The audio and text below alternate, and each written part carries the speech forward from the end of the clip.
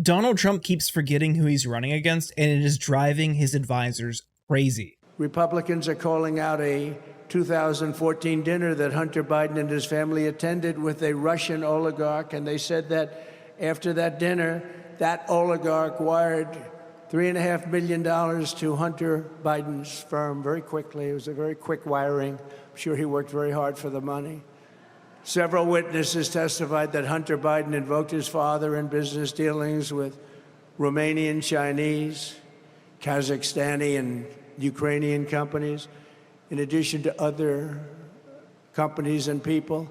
It's clear that Trump's fixation on Biden is more than just a simple mistake. It's a fundamental misunderstanding of the current political landscape. And this kind of behavior isn't just embarrassing, it's potentially damaging for his campaign because he's ignoring his actual competitor, Kamala Harris. So disappointing. Can you imagine he's on vacation in California? They basically take away his nomination. Nobody's ever seen anything like that before.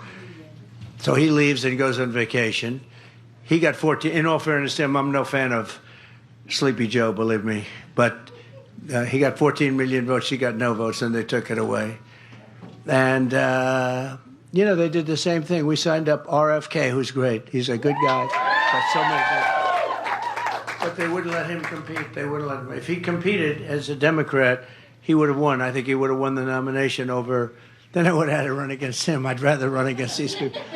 But, it's just one of those things. But Trump just can't seem to grasp that he's not running against Joe Biden anymore. He continues to waste time at his rallies attacking Joe Biden and his son Hunter while ignoring Kamala Harris, and she's gaining momentum in the polls. No, they really were nasty. And then they say to me, sir, please stick to policy. Don't stick to personality. You should be nice to people, sir. You have to be nice. I call them up. My geniuses, they get paid a fortune. Actually, not that much. But I call up my people. I say, they're knocking the hell out of me, and you say I shouldn't get personal. I have to get personal, don't I? I have to get personal. I have to get personal. They get personal. But I'm going to do my best. So they're allowed to get personal with me, but I'm not allowed to get personal to them. Trump's own advisors are begging him to stay on message, but he's too distracted. He's worried about Biden. He is floating conspiracy theories about the 2020 election, even still, and he just can't manage it. He's too distracted. And as Trump fixates on the past, the Republican Party is worried that they put all of their eggs in one basket. They're finding themselves in a precarious position as a result, with the entire party now for the third presidential cycle in a row united behind Trump. They're seeing their party shift further and further into extremism, and that's alienating for middle-of-the-road voters. It's increasingly difficult for the GOP to campaign to moderates as a result, and conservative commentator Ana Navarro laid this out on CNN recently. So for me, when Donald Trump became the nominee, when Donald Trump, it was clear he was going to win, that was it for me.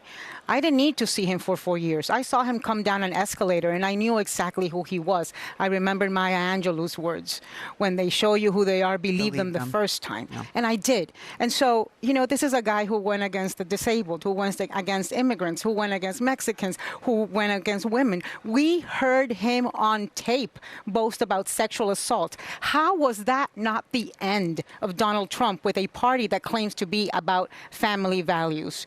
We saw him mock a disabled person. I have a disabled brother. How was that not the end of Donald Trump with the Republican Party, supposedly about Christian values? And speaking of political contradictions, it's not just Trump and the Republican Party as a whole. Even former Democrats like Tulsi Gabbard have embraced fringe right-wing policies. Gabbard is now all in on Trump. She endorsed him this week, and she can't seem to recognize the contradiction in her own statements. Take this clip, for example. She is now a frequent guest on Fox News, and she's hitting Kamala Harris. She says Harris is a typical politician who says one thing and does another. And of course, that's ironic coming from someone who abandoned their party to embrace the right. She is a typical politician who will say one thing and do another. And also, for someone who just endorsed Donald Trump, I mean, this guy is the king of contradictions. He's a total hypocrite. He is a serial liar. And that's something that Tulsi Gabbard routinely talked about when she was running for president as a Democrat. So it's a bit rich coming from someone like her, but the problem isn't just her. This is throughout the Republican Party now. It has become overrun by adherents to the MAGA movement, the cult of personality around Trump. You have to recognize there are strengths to the MAGA movement. People can be very energized by it. You see decent-sized rallies for Trump. People will donate, and there's a lot of energy that could lead to votes. But the thing is, when they're doing get out the vote efforts, they're going to encounter moderates, and those moderates are going to be off-put by Trump's far-right stances, and especially J.D. Vance's. When you're talking about banning abortion nationwide, when you're talking about banning IVF, those are not policies that moderates embrace. But that is who the right wing has become. But even more so, the MAGA movement is a serious weakness for the right, because this extremism defines not just Trump, but the entire party down the ballot. You have to cozy up to him, you have to publicly support him, or else he'll support somebody to challenge you, to try to primary you. And even the moderate Republicans, who won in districts that Biden also won in 2020, have embraced Trump. They had to fully sell out. There is no moderate Republican anymore. So they are fully bought in, and if he loses, which, God, I hope so, that could mean the end not just for him, but that entire movement overall. That could leave lasting damage to the Republican Party. So it's not just about this election. The future of the Republican Party hinges on Trump's performance in 2024, because for the next few cycles, you could see lasting negative effects because they are all bought in on the cult of Trump. God, I love it.